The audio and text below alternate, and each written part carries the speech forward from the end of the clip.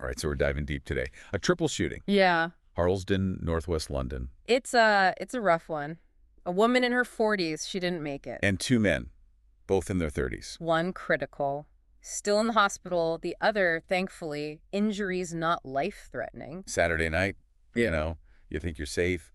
Out on a Saturday, 9.15, bang, just like that. And that's what gets me, reading through all this. The suddenness of it, the families. It's just, Unimaginable. it really is. And no arrests. Adds to that whole feeling of, like, is anyone safe? Exactly. And the police are really urging anyone at all to come forward if they saw anything, even if they think it doesn't matter. Which I get. People think, oh, it's probably nothing. But you never know. Right. So what kind of things in a case like this could actually be helpful? Yeah. What should people be thinking about?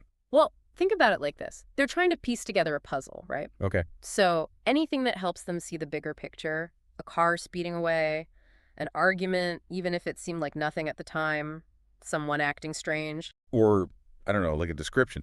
Did they see someone running? What were they wearing? Exactly. Could be the tiniest detail. I remember this case years ago, a robbery, and the only thing they had was this witness who remembered the guy was wearing this watch.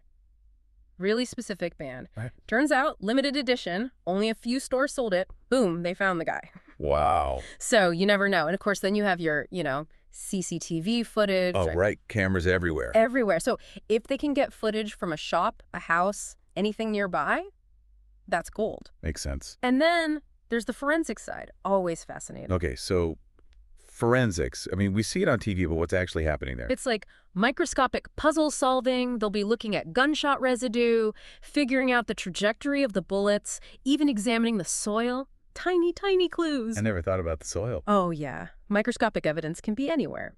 And then, of course, fingerprints, DNA, all that. Plus the ballistic reports. Ballistic reports. Layman's terms for me. Basically, they analyze the bullets, the casings. It can tell them what type of gun was used, how far away the shooter was, even if that gun's been used in other crimes. So it all adds up. Exactly. A slow process, but crucial for getting justice. Absolutely. What really strikes you about this case, aside from the obvious tragedy? This is a tough one. It reminds me that, gun violence, it's not just a London thing, it's everywhere. Yeah. And it makes you ask, what can we do? How do we prevent this? Big questions, no easy answers. But we had to start somewhere, right? Addressing the causes, making communities safer, real solutions. A conversation we gotta have. Keep having. This case, it's a wake-up call. It really is. It makes you think, what if, alongside all that evidence, they could analyze the emotional impact, like the residue left on the community? That's a D. Yeah, that's deep. Maybe that'd give us even more answers, more ways to prevent future tragedies. Heavy stuff. Thanks for joining me for this deep dive. It's a lot to unpack, but hopefully, by understanding it, we can all play a part in building a better, safer future. I hope so.